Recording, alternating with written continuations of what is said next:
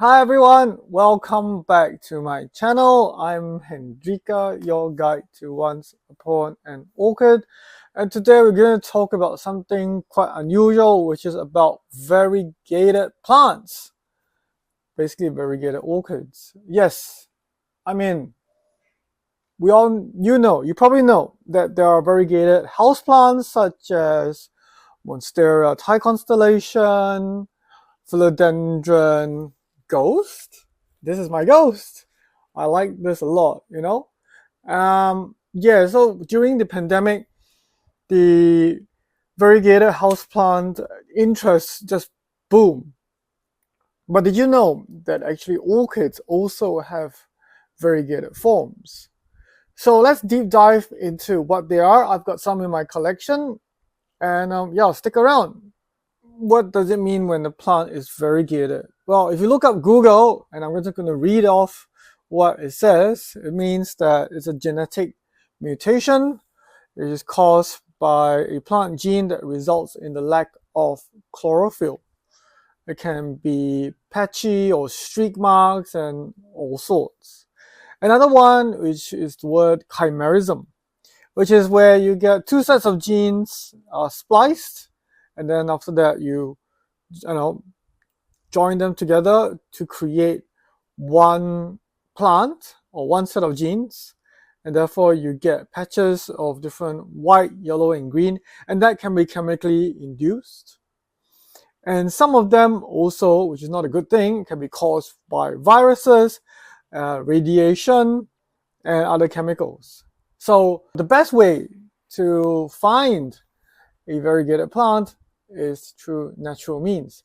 And over the years, through a lot of vegetative propagation, plants do end up being variegated.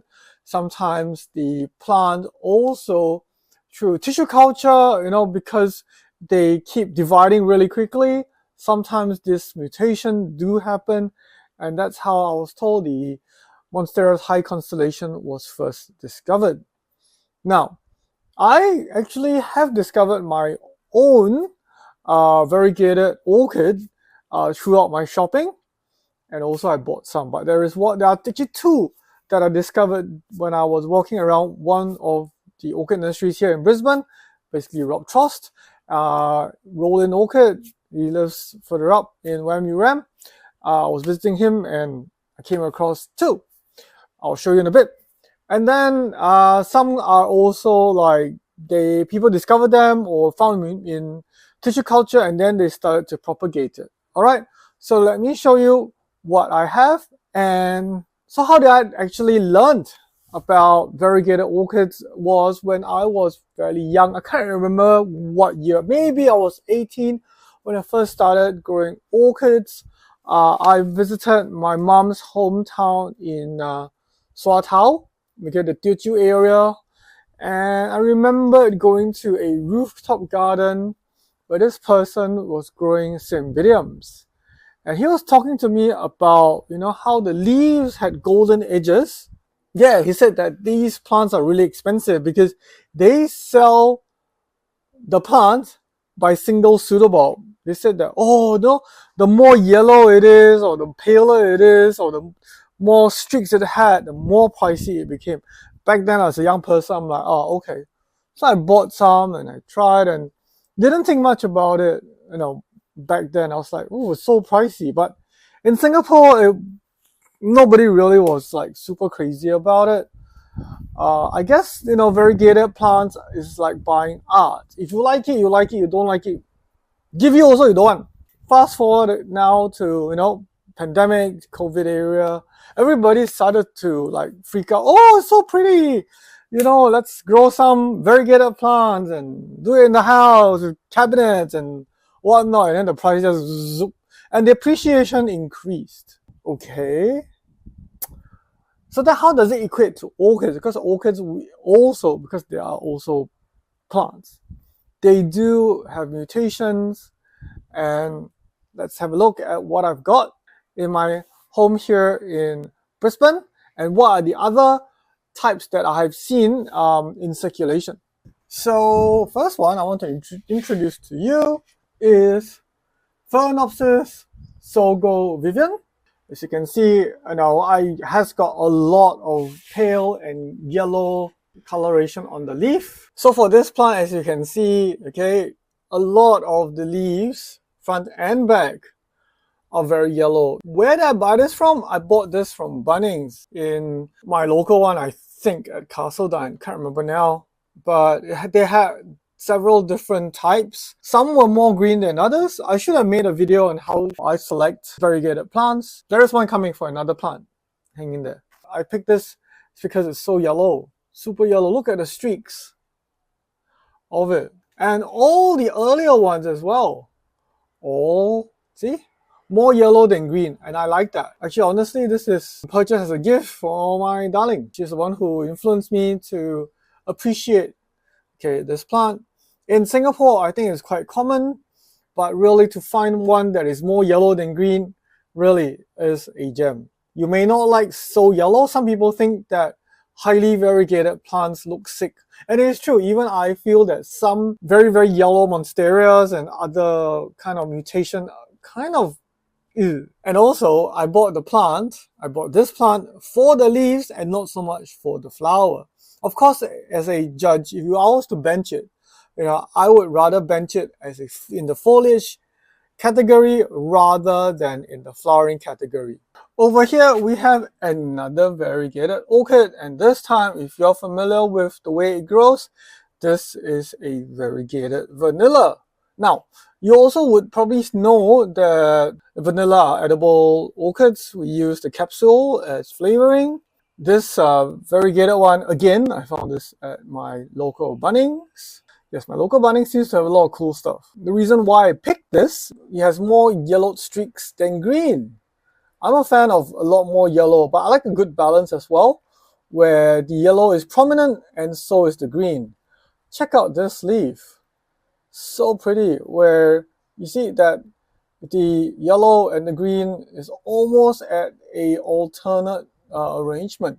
This vanilla is actually a small form. Some vanilla are what you call a large form or a full-size one. This is apparently, as I find, is a dwarf form. Why I say that is because the internodal spacing is really short.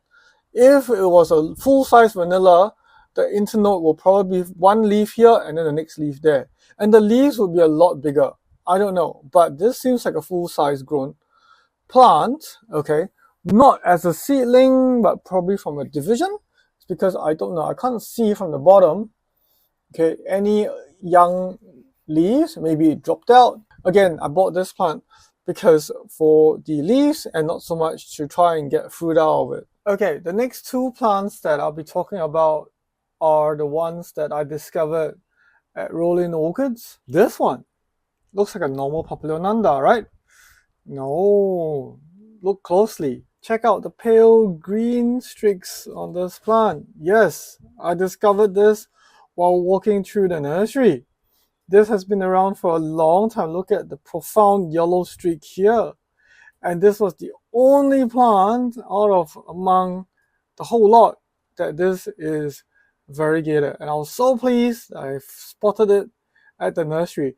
This is truly, truly one of a kind orchid. So it's unfortunate, yeah, it's empty. It's because I actually had a third one called Habenaria carnea. It says alba on the label, but actually it was variegated. You can look into the shorts. I'll put the link in the description below to have a look at it. I actually discovered this one, which is now gone, also at Rolling Orchid. This flask here is Grammatophyllum scriptum variegated. Yes, this is a cultured variegated orchid. I think maybe someone did discover it and then managed to culture it, and the variegation is stable. Some of it you can see this right here. It's variegated at the edges. I'm not so sure when it grows up whether it'll get more variegated in the middle. I will select my favorite ones and maybe sell off the rest. Which is really cool when I was told that there was such a flask available. So soon, this will be available for sale. Have a look at the Orchid History Project Facebook page when I do sell my plants. So there's a whole bunch of other variegated orchids available out there, but I have not seen it here in Australia. There is a variegated Arachnis megii, Dendrobium inobi purple, which I've seen for sale as a flask, but I did manage to get it through the supplier. Even Grammatophyllum speciosum variegated did show up somewhere. Super expensive because it's super rare. It's very hard to get. There you have it. Let me know if you think that variegated orchids is for you. Oh, before I go, actually, there is another one. Vanda falcata is another one that has got a lot of variegation, and it is super expensive in Japan. There's an entire society dedicated to Vanda falcata from memory. And those are very expensive because they take so long. They're slow growers. There are so many different forms and streaks, and they are named. Even the variegated ones have names, which is very interesting.